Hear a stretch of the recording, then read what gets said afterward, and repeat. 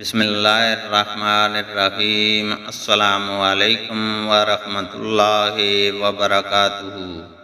حدیث نبوی صلی اللہ علیہ وسلم ہے، عرفات سے مزدلفہ تک اسامہ بن زید رضی اللہ تعالی عنہما رسول اللہ صلی اللہ علیہ وسلم کی سواری پر پیچھے بیٹھے ہوئے تھے۔ پھر مزدلفہ سے منی تک فضل بن عباس رضی اللہ تعالی عنہما پیچھے بیٹھ گئے تھے۔